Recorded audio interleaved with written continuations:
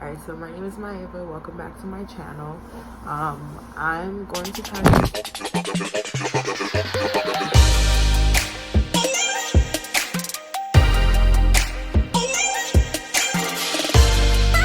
Okay, so today I wanted to talk about shunning.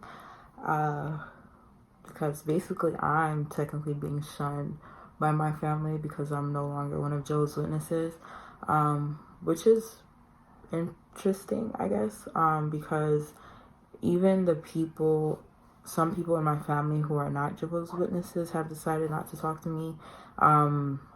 In my perspective of it, I don't believe I've done anything disrespectful to them to warrant that. I can understand why the Jehovah's Witness family members, including my mother and my sister, would not be talking to me, because that goes along with the religion. But the other family members are just regular Christians, so like Catholic and another denomination of Christianity, and they don't talk to me as well. So I'm not really sure if they can count as shunning, but I definitely do know that my mother and sister, are doing that to me. I just wanted to get a working definition of shunning, so I had Googled it, and it says that shunning can be the act of social rejection or emotional distance. In a religious context, shunning is a formal decision by a denomination or a congregation to cease interaction with an individual or group and follows a particular set of rules. So Jehovah's Witnesses do heavily follow shunning. For those of you who are not familiar with the religion, if they do believe that interaction with somebody who is no longer one of Jehovah's Witnesses can affect their spirituality, and that is why they do decide to shun a person. As a congregation, usually if somebody is disfellowshipped from our congregation, meaning that there's different ways to become disfellowshipped. You can hand in a resignation letter, or you could have committed a sin and haven't repented from it. They usually give you a warning and where they reprove you, so they take away some rights that you have within the congregation, and then once you deem worthy enough, you can come back. But if you continue with the act that you were already committing before, then they can take action to disfellowship you after they do their own investigation. They, as in the elders of the congregation. So I wanted to talk about this topic today because I do think that it affects a lot of family members in a negative way. I do know it's not it's not something that is mandatory to do when you are a family member of someone who is disfellowshipped. I am personally not disfellowshipped like on paper because I faded. I did not hand in a letter or was caught doing something that was unchristian like on their standards, so they don't really have any grounds to disfellowship me. I'm pretty sure I would count as inactive if anything, but yeah. So when it comes to me, my shunning began when I decided to leave home. It was a lot that went into that decision because I had a lot of back and forth with my mother, and like we would talk about things about the religion that I disagreed with, and she did not want to believe it. So it got to a point where she told me, like, if I decided I did not want to practice that religion, being one of Jehovah's Witnesses, then I would have to leave her home. I had about like a 2-month period. I believe we had that conversation in like September or October, and she would let me know by like November to be out. So I took it upon myself to contact my dad's family to see maybe if they can talk to her. I did try to talk to her family as well to see what they can say to her, but nothing was really working. She had her mindset like, this is my house. If she's gonna live in it, then these are the rules, and if she can't follow it, then she can figure out what to do on her own. I already knew like that I couldn't do it. Like I did try when I moved back home to go to meetings and stuff, but there was a lot of things that they were saying there that really I did not agree with, and I could not sit through an hour and 45 minutes twice a week, and then on top of that having to knock on people's doors to try to get them into the same religion that I could not agree with anymore. So basically I ended up leaving. My dad's side of the family, two of his sisters who live out in Massachusetts came to get me from New York, and that day I told my mother that I would go with them, and then she let me know that if I decided to go with them, that this was like the last time that I would have contact with her and my sister, basically. I didn't really take it that seriously. I was like, I could not imagine not talking to them, so I didn't really take it to heart. Because I did know that I wasn't leaving like with a man. I wasn't leaving to go, I don't know, live with friends or anything. I was with family, so I didn't think it was something that serious to the point of shunning. Like, I didn't do anything that grave, in my opinion. But then when I got to Massachusetts, I did text my mother, letting her know that it's nothing against her. It's just that we clearly have differences in life, and that I hope that maybe this separation will help us grow fonder and help us build on our relationship. But I did get a response from her. She let me know that like, she'll always love me because I'm her child, but as far as communication, like, I can forget about her and my sister, and I can just basically live my life, and they'll live there separate from me, because in the Bible, in the religion, it does let them know that basically she doesn't want me to spoil her useful habits in the Kingdom Hall. She felt like having communication with me would hinder her spiritual growth as well as my sister's spiritual growth.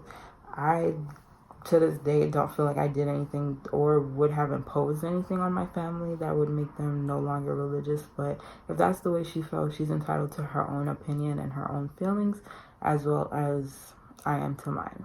So I wish that the circumstances were different, but that's out of my control.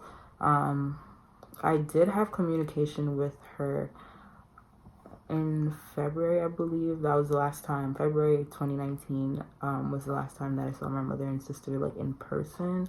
I did leave end of October 2018. So between October 2018 to February 2019, I had no communication or seeing my sister and my mother. I did try to text them here and there, but I never got a response back.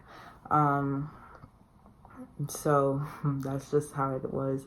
I had to go over to her home because we had a situation with finances, so I went to confront her about it, and that's about it.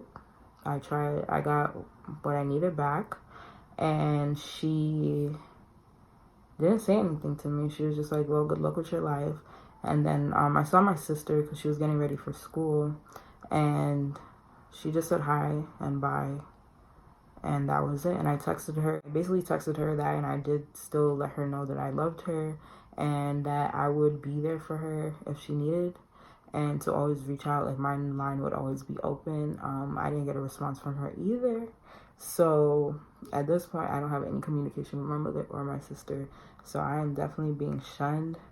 I want to say I don't know why, but I do know why. It's because of the religion. But besides me not being one of Jehovah's Witnesses, I haven't done anything to the effect of disrespecting my mother or my sister from my perspective, because maybe they have a different perspective, but they're not willing to talk to me about it to let me know. So I cannot say. The only person who does talk to me on that side of the family is one of my cousins. He and I were about 2 years apart from each other. He texted me to check up on me, and that's about it. Like, we'll text once every 2-3 months just to check in on each other, make sure everything is good, and I truly appreciate that. He's like the only family member that is willing to at least hear me out. I do know he does try to talk to them about talking to me, but it hasn't had, well, clearly I'm still in the same situation, hasn't had any leeway with that. So I don't hate anyone. I wish everyone the best. I wish it was different, like I mentioned earlier, but there's certain things you can't make people want to be around you, especially for reasons like religion. Like, that's deeply ingrained in them. I am shocked. Like I said, with my mother, we always had a close relationship, like talking on the phone 2, 3 times a day, whether I was away at school or I was at home. Like, we always had communication. So this is new for me. This is like the first year where I don't have communication, at least that accessible to her. My sister and I, we never really texted. We always would be on FaceTime with each other, especially when I was away at school. And then when I would come home, we would spend time together. Like, we would go to the mall or just hanging out at home, movies, things like that, riding our bikes, like that. I miss those moments, but she is growing older. Her birthday is actually coming up, so she'll be 16 this year, which is about 2, 3 weeks from now. So I'm kind of melancholy about it, but there's really not much I can do. And of course, being that she is being raised as one of Joe's witnesses, she, like, it doesn't make sense for me to text her like happy birthday or anything like that, because that wouldn't go anywhere. I could already hear the response, like, why would she text me that? Like, she knows I don't celebrate that. And if the other text message I've sent her, I wasn't getting a response, I already know I'm not getting one for that. So I hope that can change in the future. As far as my mother's family, I don't understand why they're not talking to me. One of my aunts, I texted her just saying, it was the week after I left. So I texted her and I just said hello. And it took like 2 days and I did not get a response. It was probably 1 to 2 days, but it was a long time. And I didn't get a response back. And then she was just like, good, how are you? I don't remember if I answered, but it did feel like not judgmental, but it was just like, why are you texting me type of feeling. I also texted her daughter, which is one of my cousins. She did the same thing. Like, it took her a while to answer back, and it was kind of like, yeah, good, and like, we're good. So I already felt that they didn't care to talk to me. The shunning is real. It's not like in my head. It is what it is. I do have one of my aunts that's from Haiti who came to stay with us, and she was living at our home, which she probably still does. I left, I was saying bye to her because she was home, and she's like, oh, you don't look at me as family anyway. And I was just like, really? That was hurtful for me to experience. Another one of my cousins had reached out to me as soon as I left. Like, she kept blowing up my phone, text calls, and I was just like, I'm not really in the mood to talk to anybody but my mother and my sister, if anything. And ever since then, she blocked me on social media or unfollowed me. But it was definitely a block at first. And then, but now I could see her like name pop up, so I'm assuming that I'm just unfollowed now. She had blocked me, which was weird because we always had each other on social media. And another cousin had reached out and let me know like she was there for me if I needed anything, but we never really talk like that, so I don't tell her anything. So I think that's as far as it goes for my dad's side. My mom's side of the family. With the shunning, my dad's side, they're the ones that came to get me. So 2 of my aunts, one of them we don't talk anymore, but that's separate from the shunning. And I don't know, I've just been having a lot of changes in my life with people who are deeply, I don't know how to word it, but people who are very important to me, I guess. Like family, blood, like I've always been big on family. I still am, but I guess now I have to create my own at this point. So it's a very sad transition for me, but at the end of the day, I still have to live. I still need to love life. I need to love where I'm at. I need to respect it and just moving forward. So as sorry and sad as I am with the situation, I am growing and learning from it. I learned boundaries, how to set boundaries for myself. I learned how resilient I am. I learned how loving of a person I am, because even through all that, I still love my family and I would still be there for them. But with boundaries this time. So I don't know. I don't like the shunning thing, and I do know it stems from the Josephus teachings, and they're not the only religion that does that, of course, but I guess it's just branching out into like other family members who are not Jehovah's Witnesses. So that's my story on my experience with being shunned, and it's not a happy story, but I choose to see the light outside of the tunnel. Hopefully one day at least my sister can talk to me again. I know the relationship between me and my mother wouldn't be the same even if we were to talk now, because of course I'm getting older, she's getting older, and these are critical times in my life, I believe, between the ages of, because I'm like an emerging adult right now, so I'm really getting into my own and learning who I am. While when I was younger, I was just always following the rules. I never really spoke up for myself or anything. I always did what was expected of me. So now that I am setting boundaries, it's a whole different me. And I guess that would take some getting used to. So I don't think our relationship will ever be how it was. But if any relationship, I guess, at this point, I would take with my mother, because I do appreciate her as a woman and a mother. And my sister, hopefully when she gets older, she gets to see and experience things. Some things I do know the only person who could relate to it would be me. I was the only one raised by the same mother, birthed by the same father, and gone through similar experiences, because I know no two people in one household or anywhere in the world is going through the same exact thing. So, but the closest related person to that would be me. So hopefully one day she'll feel comfortable to reach out to me when she's going through whatever. And that's about it. So I just wish everybody in my family, whether you watch this or not, I wish you an amazing life. You can still reach out to me if you would like. Just understand that I will have boundaries to protect myself at the end of the day, because I have been hurt by you guys before. So okay, so these are the texts with my mom. My text starts from the day after I left, and then my mother's responses. I am blocking out some of her responses because they were pretty intimate, and that's too much information for people. So yeah. I also wanted to mention to feel free to pause and read and skip through, because that's what I usually do when I watch other people's videos. So yeah.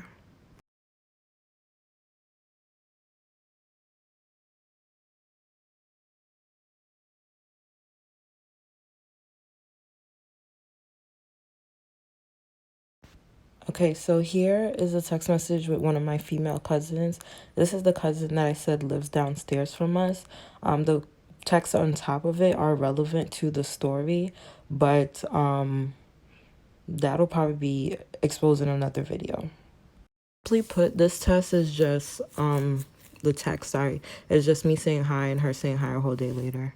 So this one is the text between my aunt and I. Tati means aunt in Haitian Creole, so I'm not exposing her name, but the text messages that are blurred out on the top are also relevant to the story. But again, like I said, with my text message with my cousin, I'll probably reveal that in another video. And like I had originally said in the video, her response was 2 days later. Here are the texts between my sister and I. Of course, never got a response. Also blocking out certain things with my sister, because the last text that I sent her was pretty personal. This is a text message with a cousin that ended up blocking me on social media. She had called me, and that's when I texted her, just letting her know that I needed space. But I guess she didn't respect that, because at the end of the day, she ended up blocking me or just unfollowing me. And I have yet to hear from her since. So that's the message. Lastly, I wanted to thank everyone for watching. Thank you for all the support I've been getting recently, and I truly appreciate it. Thank you, guys.